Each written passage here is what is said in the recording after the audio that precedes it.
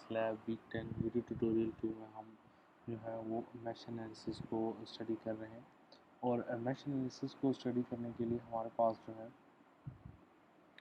Following objective जो है वो हमारे लिए प्रीरिक्विजिट हैं।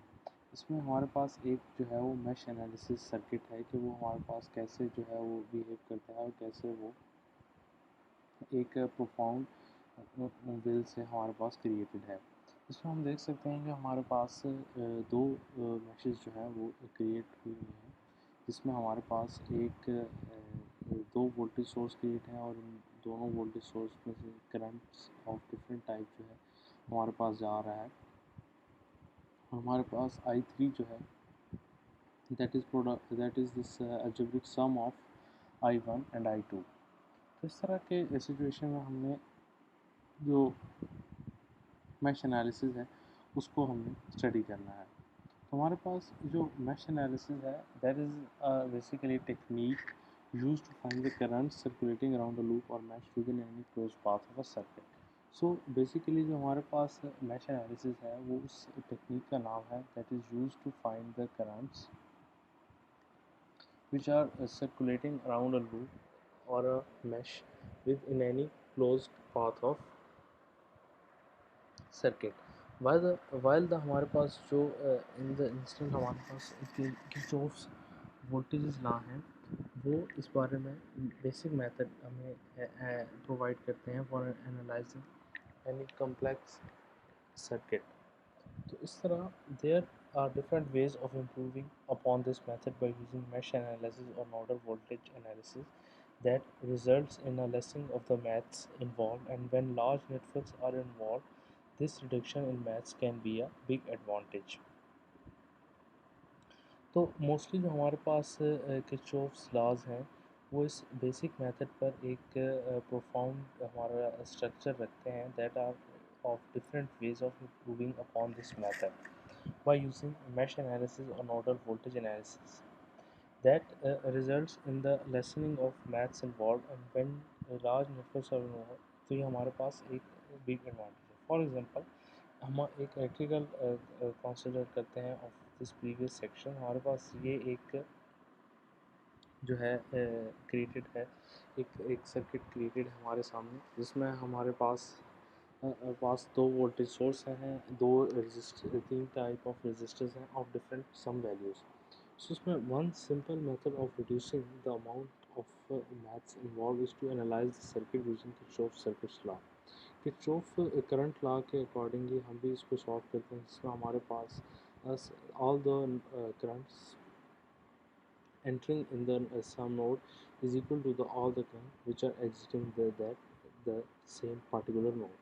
सो इस बेसिस पर भी हम इसको फाइंड आउट कर सकते हैं, लेकिन इसमें हम बेसिकली ये जो है वो मैश एनालिसिस का एक प्रोग्राम जो है उसको रन करेंगे और उस सारे सिस्टम को एनालाइज करेंगे और उसको प्रिसाइजली जो है वो देखेंगे।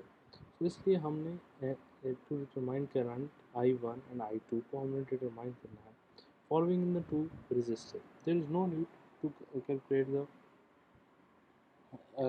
current just as sum of I2 and I1 and I3। हमें I3 का जो है वो करंट कैलकुलेट करने की नहीं है, because that is basically the sum of I1 and I2 that is explained and that is fully understandable।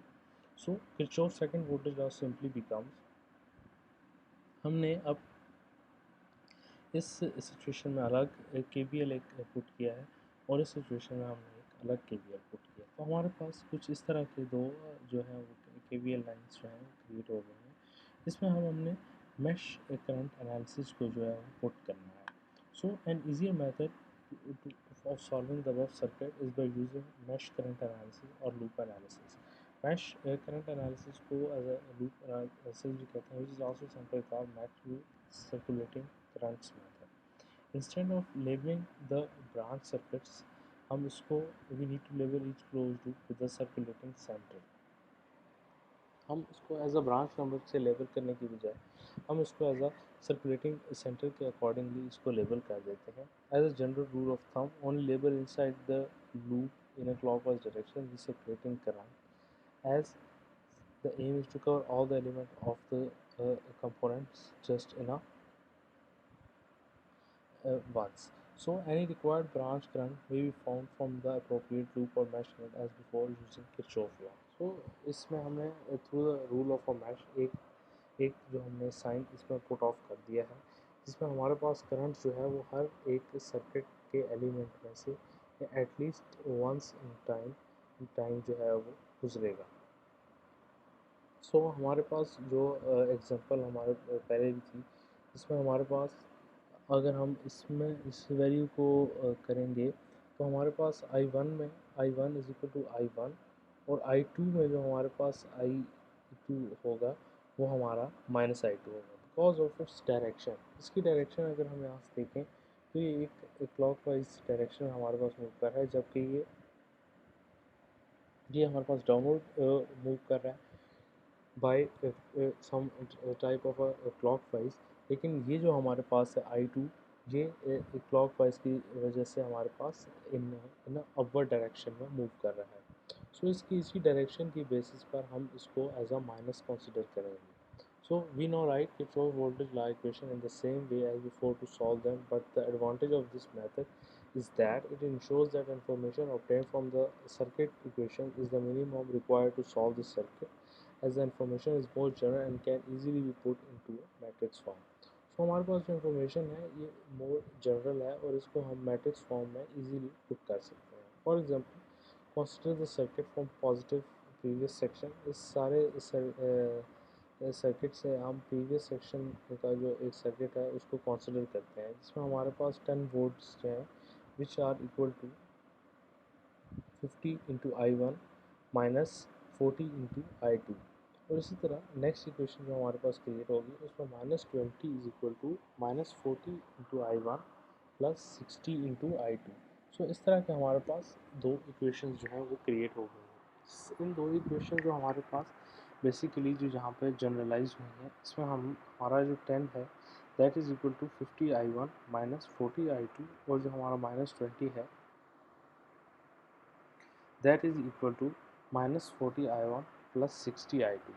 सो इस तरह के एक सिचुएशन में जो हमारा करंट है, जो हमारी वोल्टेजेस हैं वो एक फॉर्म सेक्शन बन चुकी है। इसको हम एज अ ओम्स लॉ भी रिट्रीव कर सकते हैं, जिसमें हमारे पास V is equal to RI की एक सोल्यूशन जो है वो confirm. So these equation can solve quite quickly by using a single mesh impedance matrix Z. Each element on the principal diagonal will be positive and is the total impedance of each mesh. So इस तरह हम each element जो है हमारे पास on the principal diagonal will be positive. So each element जब वो on की state में होगा तो हमारा principal diagonal जो होगा, each element जब वो on principal में होगा तो हमारा प्रिंसिपल डायगोनल जो है वो पॉजिटिव होगा and it is the total impedance of each. So ये जो हमारे पास वैल्यू होगी ये ईच एंड एवरी मैश की जो है वो टोटल इम्पिडेंस होगी। Whereas each element of the principal diagonal will either be zero और negative and represents the circuit element connecting all the appropriate meshes. So जो each element अगर हमारा of होगा तो प्रिंसिपल डायगोनल विल इधर भी, फिर ईच जो एलिमेंट जो है हमारा अगर ऑफ होगा तो प्रिंसिपल डायगोनल जो है वो आइदर ज़ीरो होगा और नेगेटिव होगा and represents the circuit element connecting all the appropriate meshes. और ये हमारे जो है सर्किट एलिमेंट को रिप्रेजेंट करेगा bye connecting all the appropriate meshes. जो हमारे पास मैशेस यहाँ पर जनरेट हैं इनको इनको लूप अप करके जो हमारे पास ऑल मैशेस को एक क्रिएट करेगा इस तरह। तो हमारे पास जो मैश करंट का मेथड है इज़ रियली अ टेक्निक जो कि हमारे पास यूज़ हो रही है to calculate current voltage and power in any branch of its the major circuit. So इस सर्किट के अकॉर्डिंगली ही हम इस सारी सिस्टम को जो है वो